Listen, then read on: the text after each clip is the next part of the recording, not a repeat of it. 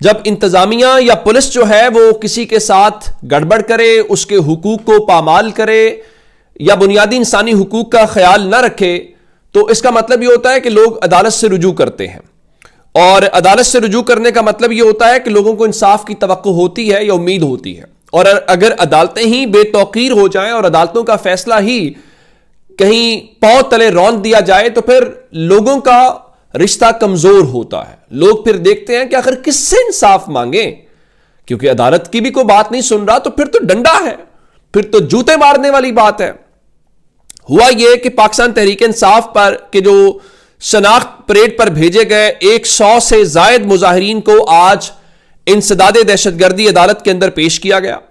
और आप हैरान इस बात के ऊपर होंगे कि उसमें से 81 मुल्जिमान को इंसदादे दहशतगर्दी अदालत के जज अबुल असनाद जुल्करनैन ने मुकदमात से डिस्चार्ज कर दिया, बरी किया, यानी कहा कि इनका इन मुकदमात से कोई ताल्लुक नहीं है।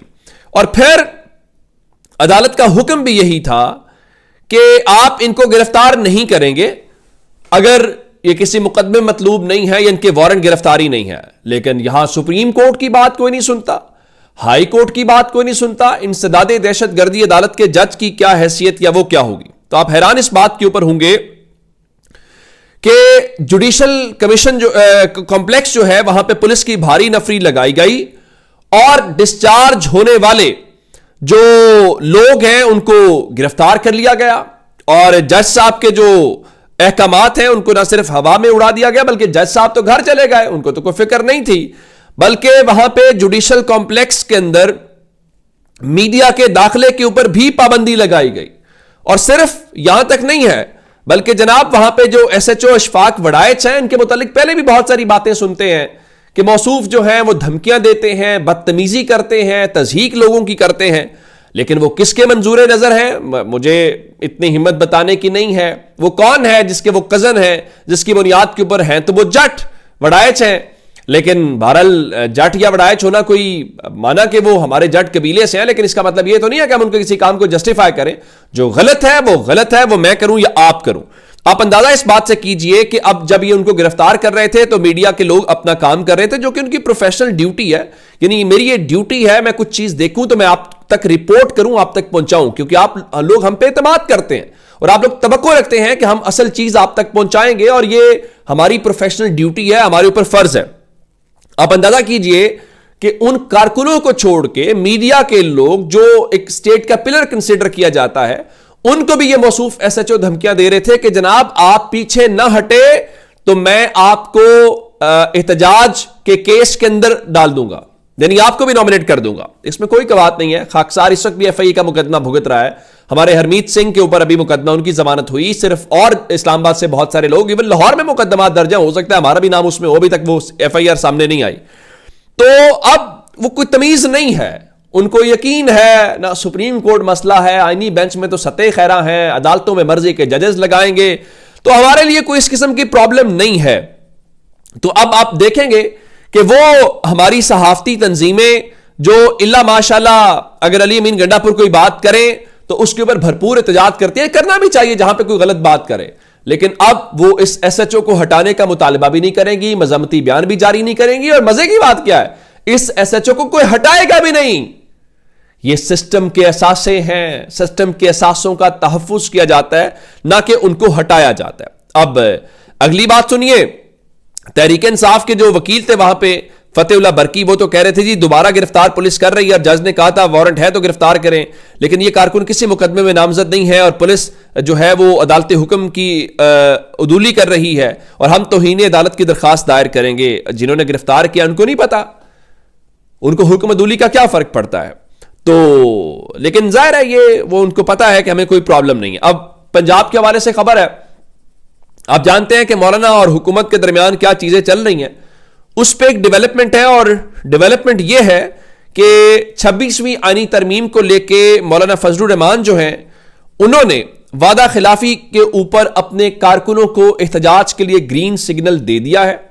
उनको यह कहा गया है कि आप तैयार हो जाएं, क़यादत का किसी भी वक्त हुक्म आ सकता है। लेकिन क्या वो एहतजाज करेंगे, क्या उनको एहतजाज करने दिया जाएगा, क्या उन्हें उसकी इजाजत मिलेगी, ये एक असल सवाल है, या फिर वो भी हवाई फायर ही करेंगे और हुकूमत जो है वो उनको पता है कि कोई इतनी बड़ी जो प्रॉब्लम है वो हमारे लिए नहीं है। अब इससे हट के दो चार बातें जो आपको बतानी है, पहली इमरान खान से मुतालिक बतानी है, जो कि उनकी हमशीरा अलीमा खान भी कह रही हैं और तहरीक इंसाफ का ऑफिशियल अकाउंट भी बता रहा है। अब ये सर्दी का सीजन शुरू हो गया है। मैं इस कमरे में बैठा हुआ हूं और अब मैंने जर्सी भी पहनी हुई है, चादर भी आज निकाली हुई है, ठंड लग रही है, यहां पे भी मौसम तब्दील हो गया। तो अब बताया गया जी इमरान खान जो है उनको इस सर्दी के मौसम में जो उनको सहूलियात मुयस्सर होनी चाहिए, तहरीक इंसाफ का दावा यह है कि उनको वो सहूलियात मुयस्सर नहीं है।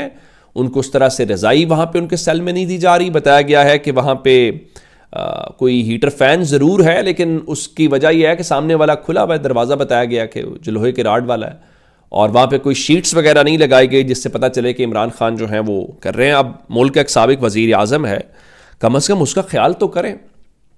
और कानून इमरान खान के लिए मुख्तलिफ तो नहीं होना चाहिए जो बाकी सब के लिए आपने किया हुआ है, और कुछ तो अपनी जो कैद है वो VIP सेल्स के अंदर गुजारते हैं, और एक मुल्क का साबिक वज़ीर आज़म जो है उसके साथ आप ये सलूक कर रहे हैं। खैर, आज मरी में भी एक एहतजाज हुआ। मरी में जो डेवलपमेंट का प्लान है उस पर मरी के लोग एहतजाज कर रहे हैं कि आप उसको रेनोवेट करने के ऊपर, रिवैम्प करने के ऊपर वहाँ पे लोगों का कारोबार गिरा रहे हैं।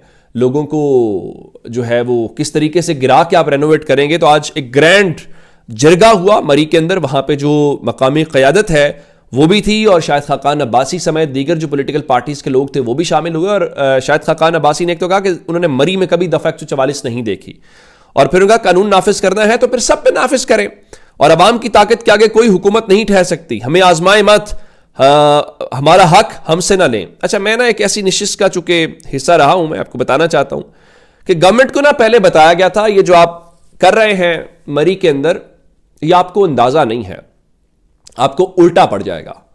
लेकिन गवर्नमेंट का ख्याल ये था कि नहीं नहीं नहीं, हम तो ये बड़ा काम करने जा रहे हैं। अब वहां पे रिएक्शन आ रहा है, चूंकि मैं वाकिफ हूं, वहां पे कुछ डेलीगेशन जो हैं वो लाहौर में, मैं इन टच था, वो गवर्नमेंट की क़यादत के साथ मिले, गवर्नमेंट के जो अकाबरीन हैं उनसे मिले और उन तक अपने कंसर्न्स पहुंचाने की कोशिश की।